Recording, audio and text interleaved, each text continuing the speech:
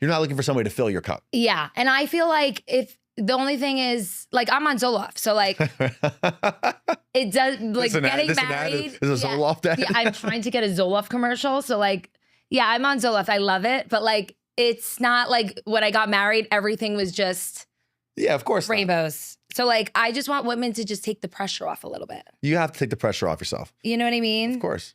Okay. I am so excited to have the host of the Daddy Academy, Niko Emanuilidis. There it is. I've practiced saying your last name maybe 50 times with him. We just said it like 30 times together. I really take my job seriously. That was good. Oh, that was good. Niko, thank you so much for coming on the Literally Not Okay podcast. Yeah, thanks for having me. I'm so excited. I actually have a friend who took one of you do like sessions. I do like coaching sessions with people, yeah.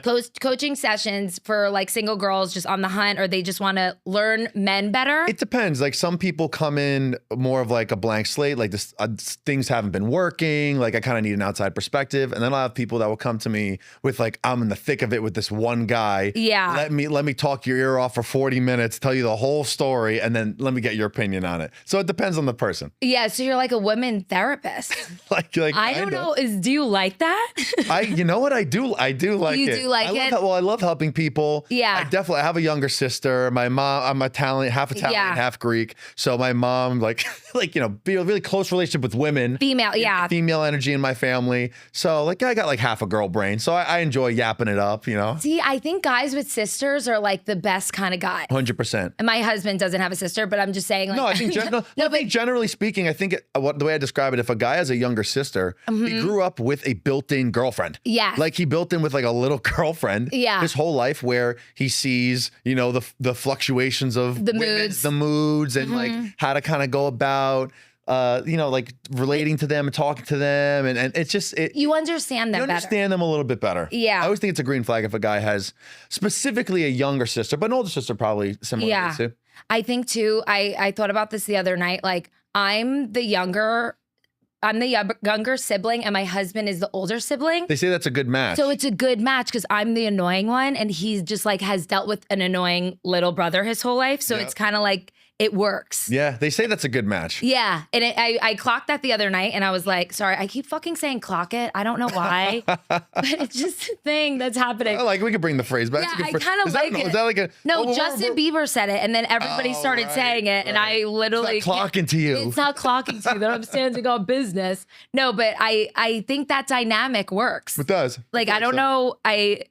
I clocked that. Okay, so why are you literally not okay today? Thank you so much for coming on. But wait, did we even talk about my friend Lacey? Okay, wait. Sorry. No, okay, wait. Do you want me to answer why I'm not okay? Or do you want to pull up a picture of Lacey so I can just remind, because I'm really good. I'm horrible with names. Yeah. Great with facial recognition, story recognition. Same. So, okay, yeah. I think I should definitely remember her. Yeah, so she told me, oh my God, you have to get this guy on your podcast. I remember that. She was... Let's see if you just look. Yeah. Yep, I remember the story exactly. I'm not gonna out her. So she came to you. She said that like you were amazing. So I was like, she was really sweet. I liked her a lot. Yeah, she's on the hunt. Where's she located? She's in Dallas. She's also in Dallas, right? Okay. Yeah. So if you're single and ready to mingle, come on by. From coach to. Well, do you mix business with pleasure? Try not to. Okay. Anyways, let's. Well, I want to get into all the things. So you're the host. Why am I not okay? Do you want me to answer that? Why are you literally not okay? Let me run the show. Host the show. I'm so sorry. Okay. Why are you literally not okay today? Okay, this is something I'm really passionate about lately. Okay. And it bothers the fuck out of me. Okay. Why does every Uber driver in the city make you car sick? Every time I get in an Uber, and I'm usually like, I'm going from my studio and back and this and that. And it's like, I think Uber needs to implement a driver's test. Yeah. I'm very passionate about this. Keep it going. Yeah, no. The taxi, see the thing with the taxi drivers, it's expected. Okay. Yeah. Like, who the fuck is this guy? Where is he from? Like, I don't know. Like that I get. Uber drivers, like, it's the stop. And first of all, New York City is very stop and go anyway. Yes. But you got to have some skill set. It's your job. Your job is to drive the car. Be good at driving the car. Yeah. Like, I'm a little prone to motion sickness. Yeah. I'm not going to throw up or anything, but it's going to give me a headache that's going to like ruin my day. And on the way to I was filming my show this morning. I was texting my producer. I'm like, he's like, oh, how's the driver? Because I'm always like complaining about this whenever I get it. I'm like, oh, so far so good.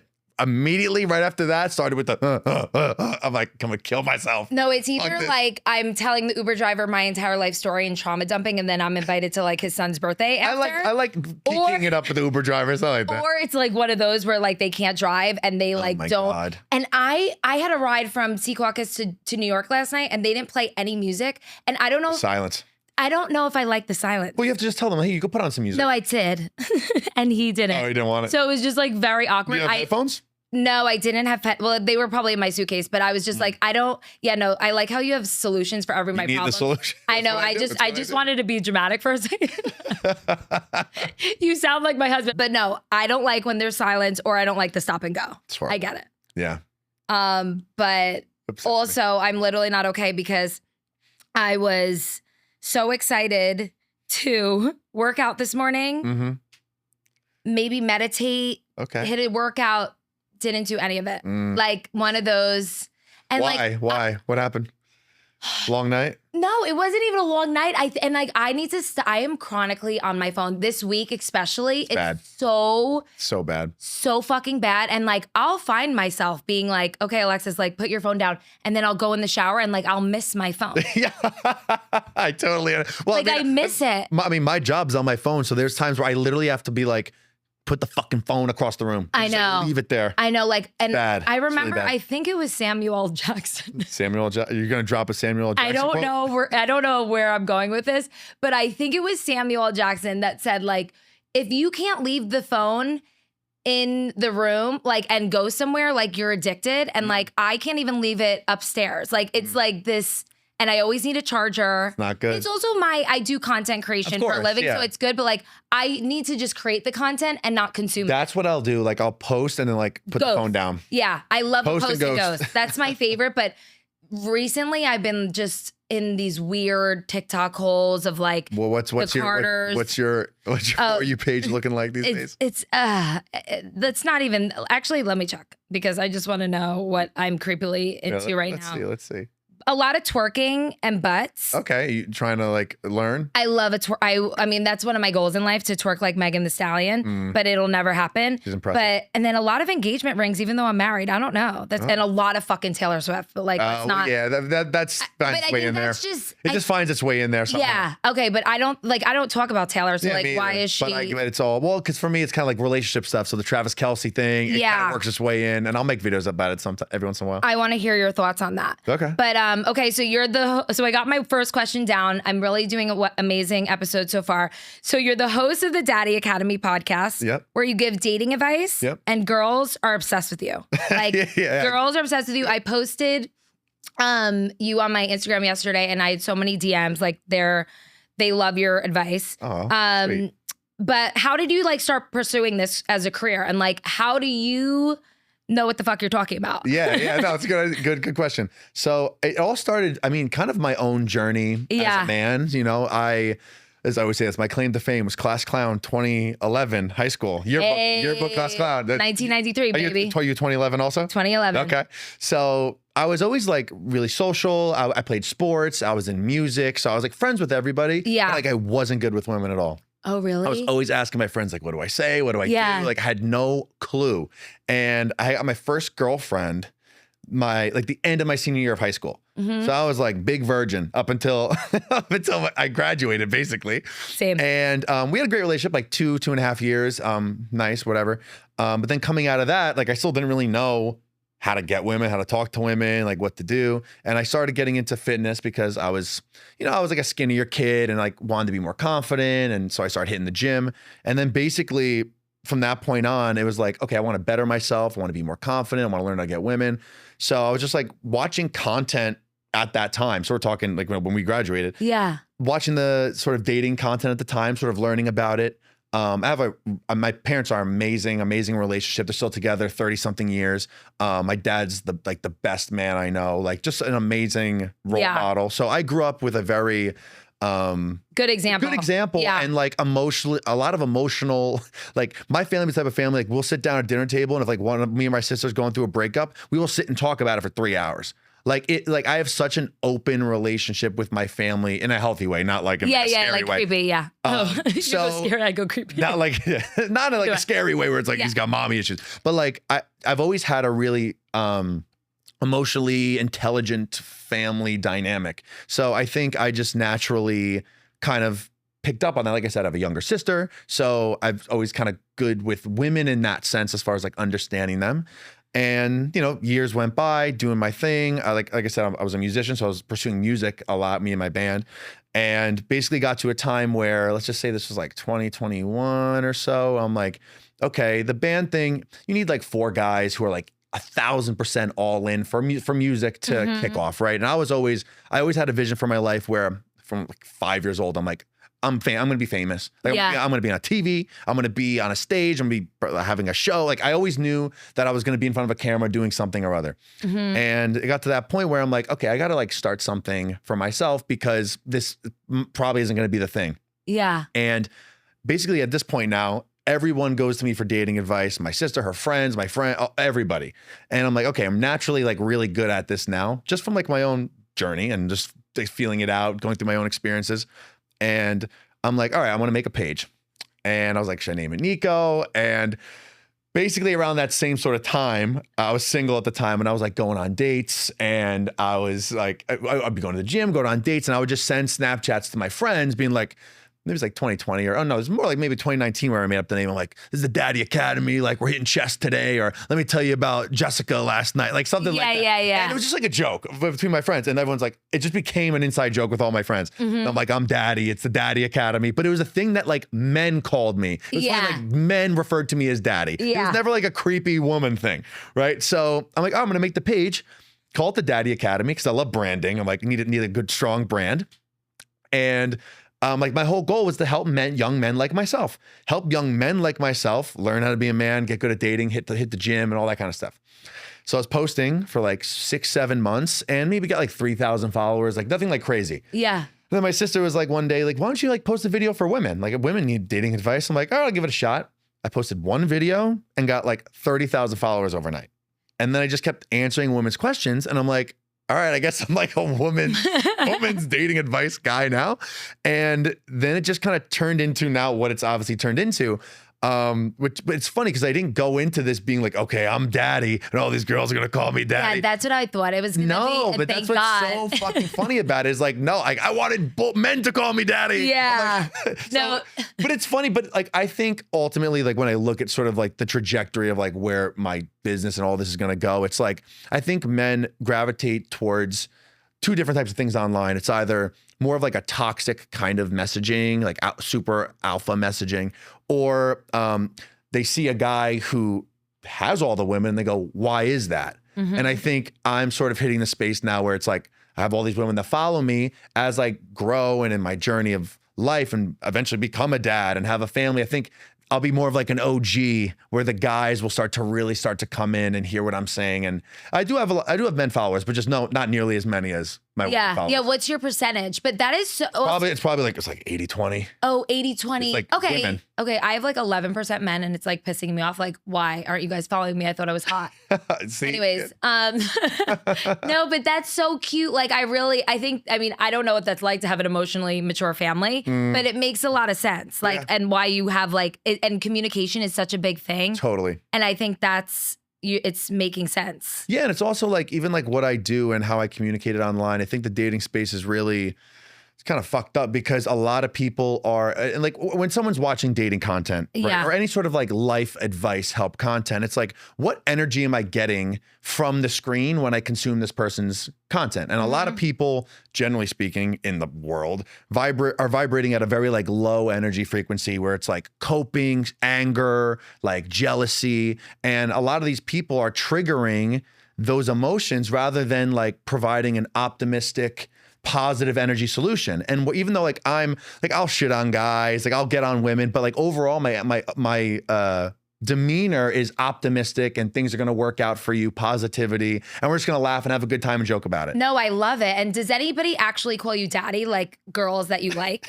Because I don't know how I feel about it's like they tiptoe into it. They tiptoe into it. Like, I don't know. I was trying to write a joke about this because I'm like, I just have a good father. Like, I love my father. And like in my phone, he's daddy. Sure. Yeah. So like I forgot where I was, but somebody had my phone. I was like, oh, can you take a picture with me? And daddy started calling. Yeah. And she's like, oh, daddy. And I'm like, no, like that's my father. Give me my phone. But I don't know why. I mean, it's like a thing that girls call daddy. Right. But then I don't know how I got into this, but I just, No, what I've heard is like, well, everyone calls you daddy. Yeah. So I'm like, yeah, I'm the people's daddy. Yeah, so, you're not, but do you want to be one person's daddy? Of course. Of course. Of course. Okay, yeah. And then you want to be like a baby's daddy. Okay, anyway. Yeah. But no, it's just funny because like it started out as a joke. It was the whole thing was a joke, and it was a joke for men. Yes. So and then it's turned into obviously all these women follow me. So now it's like, which I'm not complaining about. I'm not going to complain, but it's just very funny how it kind of. But I think that's why it worked. If I went into it, like there are some guys specifically in the same space as me who low-key saw what I was doing and copied it, basically. And copied the fact that they saw that me talking to women was working. But I didn't go into this wanting to do that. So, but that's why it works, is because I'm genuinely trying to help people. Yes. You know? And I think that's the difference. You know, a lot of people are like, what's the content that works? Or like, where can I make the most money? And I'm like, I'm just following where I feel like the need is. And helping people, and I love doing it. And I feel like you're radiating good energy, by the way. Like you're not like a dick or like I'm really this is really who I am. You're really not. Yeah. Like I feel it, and I'm really good at energy. And like I could say you're like a nice daddy. Thank you. Okay. I can't believe there's like beef with like other content creators. That's just funny that there's like a beef. I don't particularly. There's people who I probably don't like, or I could, because just like you're good with energies, I could see through your bullshit. Yeah. I know that you're fake. I know that you're a phony. Same. I could see that you're a phony. Yeah. And if we're in the same room together, everybody would say that too. You know what I mean? I have like a real, like I'm not the brightest person in the world. Brightest cookie in the shed. No, brightest crayon. Brightest, sharpest tool in the shed. Sharpest tool in the shed. There it is. We got there. Sharpest tool in the shed, but I know immediately if somebody's off. Totally. Or just not right in the head. Inauthentic. Some people like are loose in the head, and I like those girls. But they're usually authentic. Like you could tell this bitch is crazy. She's crazy. But I love her, but like I just know that I have to like keep an eye on her. Sure, and yes. You know where to put them, place them. Okay, do you feel like your advice comes from more personal experience or just watching other people mess up? I mean, you kind of answered this with the family. It's a little bit of both. I think from my personal experience, it's like I've learned what sort of like the proper pace of dating is. And that's just the stuff I talk about a lot. And we were sort of talking about this earlier before the camera was on. It's like a lot of people are like rushing to find their person when you can't expedite the process of love. You can't expedite the process of getting to know somebody. So a lot of people try to like speed up that process as fast as possible, but like you really don't know somebody until you've known them for at least 3 months, and even then probably a little bit longer than that. But like people's true colors start to kind of show around that time. So what I sort of talk about is like I go 1 date per week for the first month. Maybe one of those weeks it could be 2 dates, but the reason is when we move too fast, like 3 dates in a week, 3 dates the next week, you're not allowing yourself time to miss the person. And through the time away and allowing our kind of nervous systems to regulate to getting to know somebody, that's like a healthy connection. Where too fast, too soon, like we're not meant to really know somebody that quickly. Yeah. And people try to like hook in relationships because it feels really good. I want to see them again. But if somebody's, first of all, has that much time to see you that early on, probably a red flag. If a guy's doing that, he's probably just trying to hook up with you because it's like, okay, yeah, if I just invest 3 days this week into this one girl, like she'll probably put out, and she doesn't know my intentions yet. Like there's no intentions are known. You could only see somebody's intentions as sort of time goes on, seeing how they prioritize you in a week when they're having a good week, a bad week, a busy week. And that's how you actually determine who's compatible with you and your lifestyle long term. I also think people rush when they don't even, like, you need to see somebody go through travel with that person. Yeah. Family death, how they deal with their family, like just like serious things. Like some people don't handle things well, and you really want to get to know a person. I feel like travel is the most important because, like, I think a lot of women, I think I'll hear like, oh, this guy, I've known him for a month and he wants to take me on a trip. I'm like, no. Yeah, I know. Yes or no? Wait, say that one more time. So she'll be like, oh, I've been seeing this guy for like a month and he wants to take me on a trip. I'm like, that's way too soon to do that. Yeah, but I was like meeting my husband now at destinations. Like, okay, that's when a little different. Well, because you were long distance? Yeah, we were long distance. Okay, so that's a different story. Yeah. I think girls especially are putting way too much pressure on themselves to find the person and they think they're the one right away. Yeah. When you need to just experience life with them before anything. Their friends might suck. Their family might suck. And that's huge though. And that's the biggest thing. That's huge. You don't want to join a family that sucks? Yeah, I mean... No, I love my in-laws. They're actually amazing. They're like, it's just weird because they love each other. And I never had a family that loves each other. So like, I was like, what is happening? Like, why are they always coming to visit? They want to spend time with their son. Like, doesn't make sense to me. Like that was their whole thing. Yeah. But no, I think it's important to like really know somebody before you jump in and want to marry them. Oh yeah, I mean that's the biggest commitment you could possibly do, right? It's the most important decision of your life. I think. Finding your partner. 100%. So thank God for the daddy. Okay. Thank God for daddy. Okay, so what is your personal turnoff for you? So funny. It's like. Did that make sense? Should I like go back like that? No. Okay. What if I met a woman, like what's something that would like turn me off? Yeah.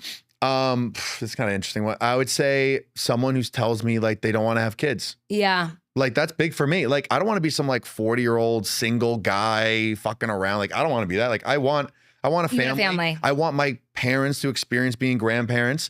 I'm not in like a rush, but I do want that. And like I want a woman that says like I want to be a mom. And I'm really passionate about wanting that in my life. Like that's hot. Wouldn't work for you. It just wouldn't work for me. But it does make a lot of sense that like you are so emotionally mature and like can give dating advice because it all starts with how you were raised and your family. Totally. And like you really can give that advice because you saw a perfect example of what a marriage should be like. Well, me and my sister make this joke. Like my dad is in the cult of my mom. Like he is obsessed with my mom. Yes. Like he'll do everything for my mom. It's just like and like I said, he's just like the most amazing guy. Like he actually came from a very like kind of broken family. Like his dad left him and my uncle when my dad was like 10 years old. Okay. So my dad had to go to boarding school, and he kind of grew up in like kind of a rough situation, but my dad and my uncle both grew to be like amazing dads. And I think that kind of happens. Like you either do the same thing or you're the complete opposite. Yeah. So learning just from him and seeing what he's built and and like how loving of a dad he is has always been really inspiring to me. And I've just seen that example in my own life. Oh my God, that literally makes me so sad because I don't know what that's like, but I want that for my children. No, but you know what I mean? But that's the thing. It's like you change it. You are like, my life is going to be that. Like I want that for my children. Yeah, like I want to have a stable family home and not like have my mom hit me in the face with a tuna fish sandwich. But we're not going to talk about that. Worst date you've ever been on? Okay, so I would say, all right. So for me, I probably can't remember my worst date in a sense. For me, a bad date is like you have no personality, and I have like a bigger personality. So it's like if I feel like I'm like talking to a doorknob or like you're giving me nothing, like that's a horrible date, right? Like that's like I got to get the fuck out of here date. And how do you do that? I ride it out. The only way out is through. I'm never someone who's ever like walked out halfway through a date. Like I will see it through. I'll cut it on the shorter side, but like I'm never gonna like walk out or do anything like that. But a funny date story, which I always say is my worst date story, but it's just not really, it's not that bad. She was okay. It was What's her name? No, I'm kidding. Don't listen. No, we're not. It was a Monday night, and this was 2018 or probably like 2018. I lived in Stamford, Connecticut for like a few years, and me and some guys like moved in together. And it was a Monday night and I matched with this girl on a dating app. And I was like kind of bored. Like we just moved there. So I'm like, I kind of want to like get out there. And my buddy's like, yeah, you just go. So I walk into the bar.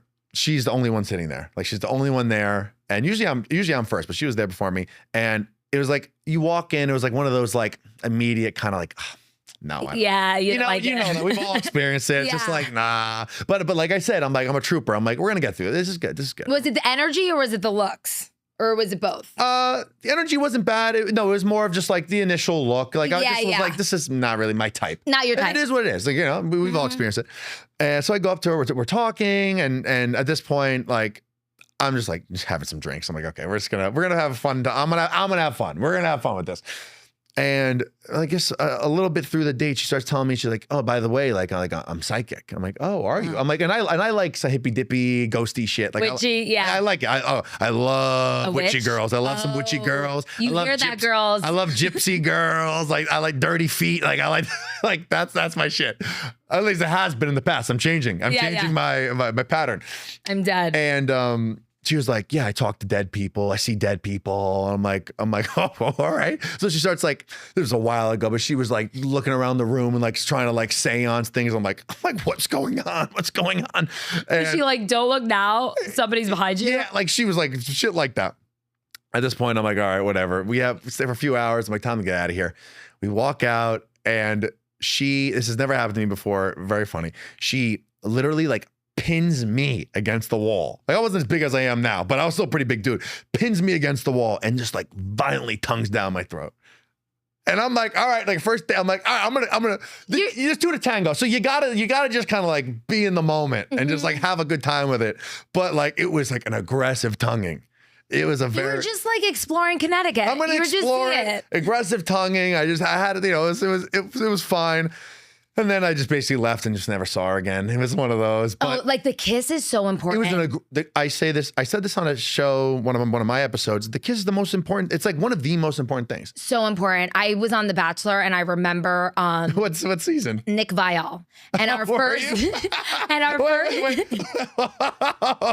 Hey, talking about he's in my space technically. Oh yeah, he is in your space. Technically. Yeah. What do you have to say about him? No, the first time we kissed, it was like a track and field date because he did like track and fields in college. Okay. And couldn't tell. Yeah. Oh, see, there's beef in the mail. No beef. I don't know him. I don't know. No, let's just start that rumor. I actually just DM'd him, and not DM'd him. I commented, "Do you miss me, Nick?" And he said no. So we're just gonna keep this beef going. Sure. But we did a track and field. I'm on your side.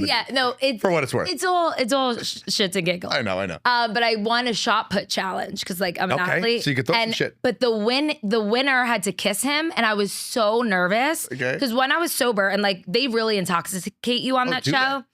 So I was liquored up the whole time. And this is the first time. And I'm like, no, I'm 23. He was like 36. So I was so nervous. And it's maybe 20 cameramen, all the girls, like all the producers, so like 80 people on this track and field date. And I had to like run and like jump into his arms. Yeah. And I like stuck my tongue in his mouth, but his teeth closed. Oh. So it was just like an awkward lizard tongue. And that was on me. But I was just nervous. I was like, what is happening? Is there like a clip of that? You can find it? Oh, I think so. Probably. I think I actually posted it because it was really embarrassing. But yeah, I went to kiss him, lizard tongue, teeth blocked, horrible first kiss. And right then I was like, yeah, no, I don't think we're going to end up together. Nope. And that's fine. Yeah, but you know. But my first kiss with my husband, I was blacked out, so I don't remember. That's funny. And I banged him on the first night and don't remember that. Okay, so, that's fine then. I'm sorry if your family's watching. Like, I'm really a good girl, but yeah. No, the first kiss is so important. But I mean, and it just like it's like, how would I describe a first kiss? Like, It's like, and sometimes it's just like, it just works and it's not even supposed to. Does that make sense? It makes total sense. Like I've had hot makeouts, but they weren't the one. Yeah. Do you know what I mean? I know exactly what you mean. But like with my husband, it was like naturally like something was like love. Like it was like a love. Yes, I think there's Am I creepy? I love this topic. This is a great topic. I think there's different types of kisses. There's kisses where you have the same kissing cadence. Yeah. Where it's like, okay, we have really good kissing chemistry, but you might not have the emotional connection to that person where this feels deeper than that. Yes. Then you might have somebody where, okay, so let's say that's like a 10 out of 10. Say it's like a 10 out of 10 from the jump, right? Then you might have someone who it's like maybe like a 7, 8 out of 10, but like you kind of start to feel each other's style, but maybe you had a really deep emotional connection that makes it even deeper, then that makes it a 10.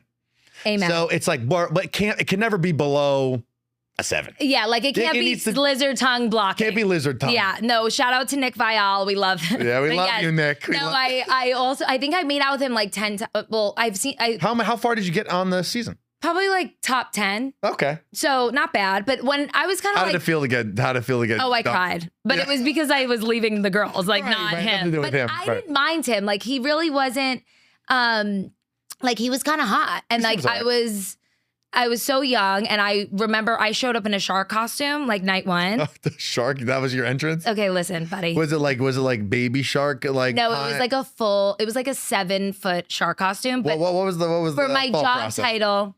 I was really stoned when I was filling out the application, and I put an aspiring dolphin trainer. All right. So then I showed up in a shark costume, wasted, and I remember like getting there, and I'm like, why the fuck I'm in a shark costume? This guy's actually hot. But the whole like season, I would like make out with him, but like there was no. It didn't feel good. It was friends. We were friends. It was like friends kissing, you know, which like isn't the best vibe. No. But I loved him like as a friend. But obviously the producers were like, Alexis, you're on the dating show, and I'm like, but I don't want to make out with him. I don't want to. I was like, I don't want to go on a date. I would literally want to stay home at the house and drink with the girl. Yeah, it's tough. It's tough. You can't force a feeling. Right? You can't force a feeling. What about like a trauma dump? How do you feel about a trauma dump? Yeah. Because one of my guy friends just came over. Yep. He goes on all dates in Dallas, and he's like, I really like this girl, but then she went into this big trauma dump on the first date. Because put it this way, given what I do for a living, I'm like, I energetically welcome the trauma dump. That a lot, which I don't think like, that's not, just everyone has traumas and shit in their past. So it's never like, I would never, I don't think anyone should ever judge somebody based off of that. But you then have to see how that issue, like, okay, you told me something. I'm not judging you on it. I'm going to sit here and I'm going to be really supportive, and I'm going to ask you questions, and I'm going to like be there for you as you're telling me these things. But I now know this information, and I need to see over the course of a month, 2 months, 3 months, like, does this affect your ability to be in a relationship? Yes. Right. And that's the thing. It's like, if it doesn't, it doesn't. Like, I have some really amazing friends and people who have had some shit go on in their younger life as far as parents are concerned, and are the best husbands and fiancés. And so it's like, it doesn't immediately translate to this is going to be a problem, but it can be a problem. Yeah. You know? So you just got to play it out. You just have to play it out, but like just keep the mental note of it. I trauma dump to every single person I meet. Like, you walked in, I was like, I need to stop smoking weed. Like, it's just, that's just who I am. So like, I didn't know if for the girlies, I've been out of the dating game, but if that's a problem. I would say if you're going to tell, and I don't think you should hide the story of yourself. I think it's really important to own that story, but it's about how are you, okay, the difference between trauma dumping and then like just telling somebody about your past is the arc of the storytelling of it. And like, you need to be like, I'm amazing now. Like where I grew from this, and this is where I am in my life now. But, and then you sort of tell the story. Yeah. So it's all about, for a guy, it's like, and the energy I'm getting from you when you're telling me the story, does it feel very negative and heavy? Yeah. Or does it feel like, oh, that's her past, and now she's like this healed, amazing, confident person? And yeah, I'm sure, because, you know, when you're with somebody, you're obviously going to have nights where you're talking about past and things that maybe your insecurities. Especially alcohol's involved. Of course. Like, you're always like, it's part of being in a relationship, is sitting down and like talking about deep stuff. But like, am I going to have to like coach you through your problems? Yeah, when I just met you. Or just even deep into a relationship? Or are you like, you've gone through the stuff, you've done the therapy, or you're just in a really good place of accepting the past where, yeah, we're going to talk about it, but it's not weighing on our relationship in a way that might be troublesome down the line. Great answer. Great fucking answer. Thank God for you. Okay. What are your thoughts on love bombing? Because I feel like a lot of guys fucking love bomb. Yeah. And I don't understand why, including some of my guy friends who I love. Like, I was talking about them. They're so fun to party with. They're like great guys. But when it comes to girls, they love bomb. Yeah. Well, it's simple. It's like what we talked about earlier. Would you say that what do women do. They're always trying to rush to find the perfect person, right? So as a guy, if you're after more of just a casual thing, or sometimes there's intentional love bombing and then there's unintentional love bombing. Okay. So let's talk about intentional love bombing first. Intentional. I'm in class, ladies. Like I feel like I'm in the Daddy Academy. I love it. Okay, keep going. So intentional love bombing is like, as a guy, I know that women want to find a relationship, or they want love. So if I say all the lovey-dovey things and treat her like a girlfriend, she's going to sleep with me. I'm going to have her wrapped around my finger, right? So that's like a very manipulative way. That's love bombing in a manipulative way, which is like, really, it's kind of fucked up to do. So if you're not saying from the jump, like, I kind of just want casual, which you should do that if that's kind of what you're after. But although, like, some people, you got to feel things out. You don't know what it's going to be like with this particular person, but then you shouldn't say and do certain things. A lot of people don't have the self-control to not say and do certain things, knowing that what are the repercussions if I tell this girl on a third date that I love her. What's the repercussions of that? She's going to start to, maybe if she doesn't clock that as weird, she's going to start, which you should, she's going to start to like grow attached to you, very attached to you. And then by that point, like, as a guy, you can finagle that however you want. Unintentional love bombing is usually coming from a guy who's a little bit more insecure, who is looking to try to make women like him.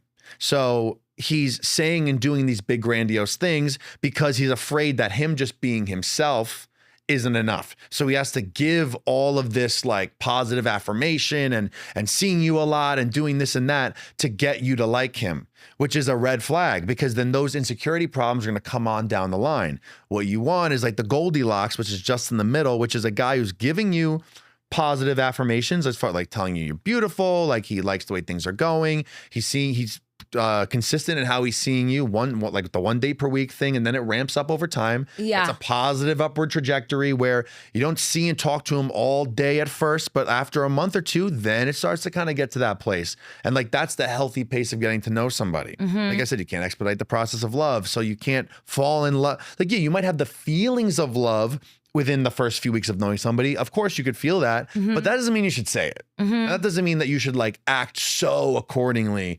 So it's like, you gotta just like, people just gotta let things play out a little bit more. But love bombing is a very, it's a very prevalent buzzword in my field. Wait, that's so spot on, I feel like. And why do like a lot of my guy friends love bomb, and then once it like gets serious, they freak out.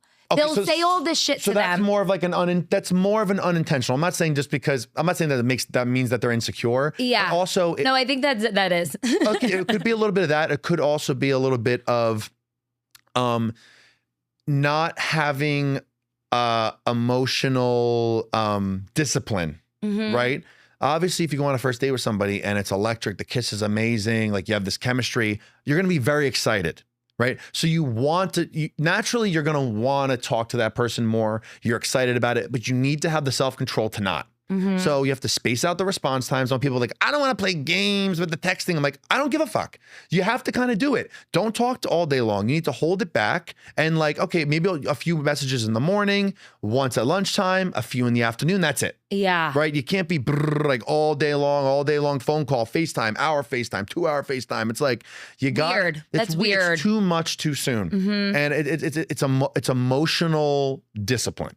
I agree 100%. I don't want, like, I haven't even talked to my husband. I've been here for 24 hours. I love a that's healthy though. It's so healthy because I'm busy, first of all. And second of all, I don't want to talk to you all day long. Like I know you by now. It's even better when you then see him again. Yes. And I don't think texting all day long, especially when you first meet each other, is just, I like a little, exactly what you said. There's nothing to talk about because then when I see you, there's nothing to talk about. Yeah. Hi, what's up? Like I haven't had a hi, what's up since like 7th grade. I wonder what that's like. But yeah, I think just talking in person is way more appropriate than texting all day. Especially early on. Yeah. Especially early on. No, that makes so much sense. Thank you. Like I have really bad ADHD and like I'm like listening. So yeah, just want to give that. Actually, what's fun, speaking of which, I probably had ADHD or ADD back in the day. So yeah. I was Mr. Chatterbox when I was younger.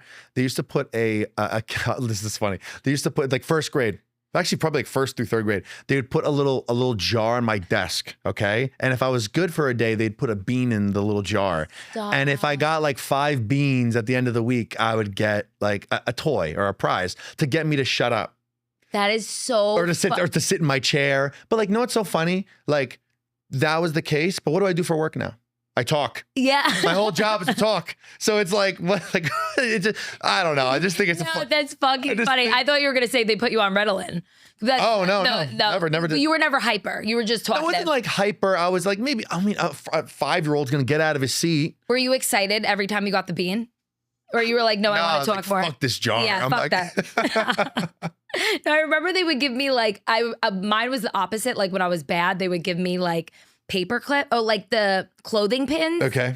And every time I would have 3, like I would have to stay after school, and I got a lot but mine was, I would just leave class. Oh, you were just one of those just wander the wanderer. I was bored. I couldn't sit still. So I would like, they would find me in other teachers' class, like talking to other students. Yeah. I was social. Same. Yeah, exactly. Everything I did though was for the bit. I wasn't like an annoying kid that everyone found annoying in class. Like I was trying to find the comedic moments. Yeah, same. Yeah. I can't believe I didn't win class clown, and it's still sad to this day. How many people were in your graduating class? That's a good question. I think like 200. Okay, yeah, mine was like roughly around there. Yeah, but I got class couple with Eddie Delgado. Eddie Delgado. What a guy. But Italian. Yeah, I was not nominated. And we were broken up the day when we took pictures. That's so there was a toxic relationship. It was Aries and Aries, never again. Oh, you're an Aries? Yeah. Oh, yeah. Aries and Aries. I'm a Libra. Okay. My birthday's next week. Oh, yeah, duh. I think it's a compatible match. I know. Aries and actually, a lot of my best friends are Aries. Okay, yeah, we're the best. But you hear that, Destiny? I feel like every episode of any show that I do, like I'm always like talking horoscopes. I know. Well, I didn't know how do you feel about girls? The hippy dippy girls, the gypsy girls. Okay, yeah. So you're into the astrology girls. I'm into the star sign, astrology stuff. I feel like I'm into it, but not like to like a to a creepy extent. Where I'm like, I can't be with this person that's insane. Because he's a Cancer. Of course, that's which I fucking hate Cancers, but my husband's a Cancer. I think he's a cuspy, but a Leo cusp, but it works. But yeah, Aries on Aries, never again. Okay, are you ready to play a game? Let's play a game. So it's called Flag It or Fix It. Okay. So each scenario like has a red flag, and I want you to say flag it if it's a deal breaker, or fix it if it's something we could be worked on. Okay, I like this. Okay. Cool. They cancel dates last minute, but always reschedule. How many times did they cancel? That would be sort of like the. Oh yeah. I would say you could do multiple times. Flag it. Flag it. Yep. Flag it. They flirt a lot with other people, but claim it's harmless. I mean, I feel like that just depends on a personality. It depends on your personality, because some people might perceive you to be flirty. Some people might perceive you to be flirty, but you know yourself that you're not flirty. I'd say it really would depend on the dynamic that you two have and how confident of a guy he is. So I'll say fix it because there's some nuances there. Okay. Yes. They never initiate plans. You're always the one reaching out. So like, right. Yeah. Okay. Okay. How early in a relationship is this? This is early on. Okay. Early on. I don't think that's a problem. I think guys should be doing that most, but at some point you want to see a woman kind of like every once in a while throw the dog a bone and say like, oh, like I'd like to see you, or I would love to do this or something like that, to kind of like just show the guy it's working what you're doing. I'm showing you that interest as well. Just like your followers, 80-20, I think guys should be doing the plans 80% and the girls can do 20. I think that's... I mean, I've never planned a date in my life, but like I'm going to try. No. I give ideas like the Yankee game tonight. That's great. I love a sporting event. Yes. Sorry, I don't know why I just said. I think first dates are so important, and I think a guy should be planning the first date. I think the guy should be planning the first month. I mean, that's a big statement. No. I 1,000% agree. A guy should be planning the first month of dates 1,000%. After that, I still think he should. But like as a woman, if you had an idea and you kind of pose an idea, I think that's okay. Yeah. But like for the first 4 or 5 dates, it should be him. Okay. Doing everything. No, I like that. But so fix it is in the initiate plans. We could fix it? Yeah. I think so too. Yeah. Okay. They say I'm just not a big texter. If a guy's like, oh, they want to text all day long, and he's like, I'm just not a big texter. I'm going to say flag it, because I think communication styles are really important, a good sign of compatibility. So if you can't get on the same page of how you both like to use your phone, it's probably not going to work. I've seen that a lot of trouble in relationships because of that. I like that. Okay. They need reassurance constantly. Flag it. Wait, is this for a guy or girl? Okay, well, who's it for? Yeah. Let's say the guy needs reassurance. Flag it. Yeah, flag. A girl, a little bit more. Fixing. Yes, I agree. I'm just speaking because I need reassurance. No. But it's just because my mother never loved me. You know? No, I think there's a happy medium. Women obviously need a little bit more of like kind of word affirmation and those types of things than guys do. So yeah, I'd say maybe with women, it's fix it depending on how severe it is. Yeah. But you also want a woman that's secure and confident. Like you're confident. I'm very confident, but I love to be told that I'm pretty. Like great. I literally got hit on by a man outside and it made my day. Yeah. And now I'm going to tell my husband, like he told me you did it. You know? Right. But I just fuck around. No. But I love I think words of affirmation are important. And but I also think a guy needing reassurance. No, I think this what a guy needs is to feel like the woman he's with admires him. Like admires him and respects who he is as a man and just like views him as like the fucking man. Yes. Like that's what a man needs. So it's like it's different than saying like, oh, I obviously everyone, if you're in a relationship, I love you so much. Of course, everybody wants to hear that. But what a guy really wants to hear and feel from you is that like respect of like, you're the man above all men. You're the chosen one. You're the chosen one. Yes. Right. That makes a man feel really masculine and feel really good about himself. Where women need more like adoration. Like we're told we're pretty. Like I adore you. Like, yes. Like you're my yes. Like you're better than every girl that I've ever been. Right. You're so beautiful. Exactly. So like, men and women need different sort of things. I know we're fucking we are two different species. It's insane. Okay, so I want to kind of talk about the situation that we brought up with my friend. Sure. Because how do I go about this without like getting everybody in trouble? No, but one of my guy friends literally love bombs, and then like once he gets to the point of like the girl loving them back, he removes himself from the situation. And when is this? This is how far? Like 2 months in? Like 2 months in, but he does it. It's a pattern. Yeah. Like he does this so often. Yep. And he gets them to love them, and then once they do, he backs out. And I'm like, you can't do that. Well, once he bangs them. Right. Well, there's like what they call it, the post-nut clarity. Oh, I hate that phrase. That's such a gross sounding phrase. I love a post-nut. What is it? Clarity. I mean, I think I need that after today. The post-nut. I'm disgusting. Yeah. Okay. Keep going. I mean, that's like, it's one of those unfortunate things. Well, I mean, it's not even that unfortunate. I feel like women probably feel the same way. If you hook up with a guy who you like and it's really bad, it's like, oh, fuck. Yeah. Right? But let's say it wasn't bad. Let's say it was good. It's so weird. Like sometimes like men need to kind of feel how they feel after that happens.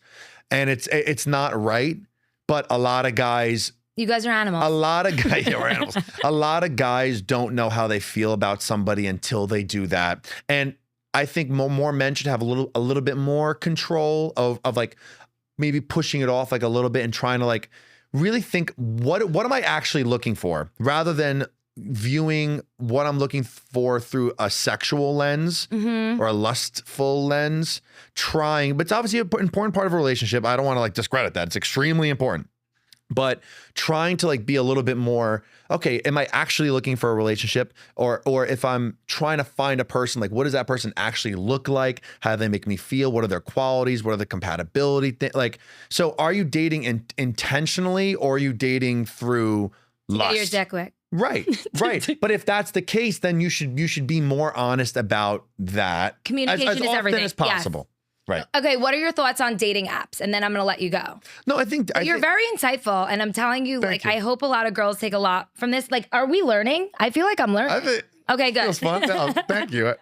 You're writing down notes. I'm dead. My producer's writing down notes. I love this. Okay. I think dating apps are great. They're one tool of many ways to meet people. So I don't think some people are like, oh, I'm getting rid of them completely. It's like, I don't think that's really the right decision, because we are a digital age. You could choose the ones that work best for you, and you don't have to have all of them. You can maybe have just one and swipe and use it as you kind of see fit, but I don't think they're worth not having in this sort of day. If you feel like you want to meet somebody in person, then prioritize being social and getting out there and meeting people that way. But they're fine. I think they're fine. Why do you think guys are taking longer to settle down these days?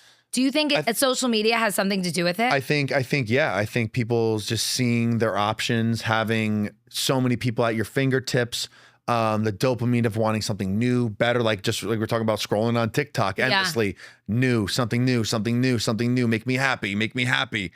And plus that, and then like the sexual gratification of it, that's like someone new, something bad. It's kind of created like a weird dynamic. Atmosphere. And then for women, it affects women differently, where women are always looking for like better, but which they should. But online, you're seeing so much more that you're like, we're back in the day, let's say 50 years ago, it's like you married the best guy in your hometown. Yeah. Where now it's just like a totally different atmosphere. Dude, I can't even imagine like being a woman back in the day and like churning butter and like waiting for my husband to come home and being like, that was the only man I could be with. I don't know where I'm going. No, but I get what you're saying. It's a different world. And I would become a lesbian, I think, because like I would only be with the ladies. Right. And this would be pre-Zoloft, and I was horny before Zoloft. I don't. We're just going to keep it going. Niko Emanuilidis.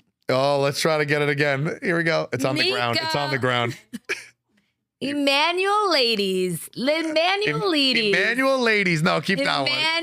I mean, I feel like Niko Emanuel is for the ladies. Emanuilidis. Your family's going to hate me. Your family's going to hate me. Well, and then thank you so much for coming on. You were amazing. This is very fun. I also want, if the girls can take away one piece of advice, what would you be? Like, what's your favorite dating advice of all time? Sorry, I kind of sprung this one on you. No, but I feel like you have so much knowledge that I'm just like trying to like. Yeah, no, I think don't water down yourself. Okay, trying to find somebody in dating is, you want to be a little polarizing. You want to be authentic. Don't, like we were talking earlier, like don't hide the story of your life. Be empowered by it. Work to be the best version of yourself. Being with somebody is not going to make you happy. Find that happiness in the life that you're living. Become the best version of yourself, and make sure you're consuming content that raises your frequency and your vibration, because really, like, people don't want to be with someone who's miserable. Yeah. You know what I mean? So it's like, be that happiest version of yourself and find that happiness. Love the person who you are. And that takes some time and some self-reflection. But when you do that and you have the faith that things are working out for you and that you are going to find your person, I know that it's happening. You have to have the belief, and just like, it's what you want to call it, manifesting, praying, whatever you want to call it, really believing that like it is going to happen for you. But you have to like think and behave in such a way that like, I know that this is the reality that's going to happen for me. And if you do that, it's going to happen. That was really good. Sorry, I'm looking at my single bestie over there. And no, that was really good, because a lot of people say, oh, dating sucks in Dallas. Like, if you're saying dating sucks, then that's going to be your reality. Energy, that's going to be your reality. That it sucks. Like, you have to be optimistic and positive. Like, even though I've been out of the game. It's hard. Listen, that's what I was going to say. I'm not discrediting that there are problems in dating and whatnot, but if you're always blaming external circumstances for you, then you're saying, I have no control over fixing this. Yeah. Where that's a victim mentality. So you want to have more of a self-ownership mentality, because if that's the case, things can change and you have the power to change it. Do you have any flaws yourself? Of course. No, like in dating, like, do you have mishaps? Like, because you, you preach, you have to preach what you preach. Practice what you preach. No, I think the way I go about dating, and sort of like I said, the timing and the spacing and all that stuff, like, I've always been like that. Like, I practice what I preach 1,000%. But my thing is, like, everybody has insecurities. Like, when I was younger, I had tons of insecurities. I still have insecurities now. You had to put the beans in the jar. I had to put the beans in the jar. Like, you know, there's days where, you know, I'm trying to make content and I'm down on myself, and I'm pessimistic, and I'm like this and that. But then it's like I said, not being a victim, turn it around, positivity, snowball, like doing the things to push my buttons to get myself feeling confident and feeling like the best version of myself. Like, yeah, there's tons of things that are like wrong with me. Okay. But I think, I say this a lot too. I think we all have the same issues. Like, we're all way more alike than I think people realize, men and women. So it's like, just realizing that, take some pressure off yourself, forgive yourself, love yourself, and then, you know, and just work on it every day. Dude, I'm telling you, amazing guest. Like, clap it up. Thank you, Daddy Academy. I appreciate you having me. He's our daddy. Okay. Thank you. Thank you so much for coming on the Literally Not Okay podcast. My pleasure. Where can everybody follow you, and what do you have going on that you would like to mention? Yeah. So you can follow me on Instagram at Niko, Nikoeman, Niko Eman. TikTok at The Daddy Academy.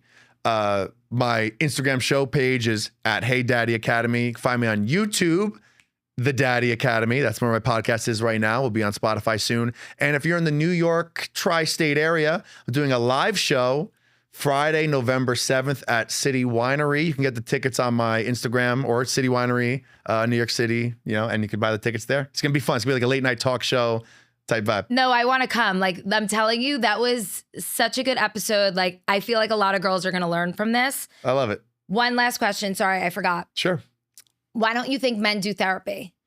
Because I think a lot of a dumb question. No. I think a lot of men have a sense of pride where I don't want to admit my problems. Or they didn't grow up in a household that was very emotionally open, like I talked about earlier. So like the process of just talking about feelings is just kind of foreign to them. Yeah, no, I think that's why once you told me you had a good family, it made a lot of sense, because you grew up and it's such an emotional, that's why I was like, oh, you had ADD, because usually ADD people are like children or people who were abandoned, aka me. But I need to stop this. I'm trauma dumping. Hey, you're trauma dumping. Thank you so much for coming on.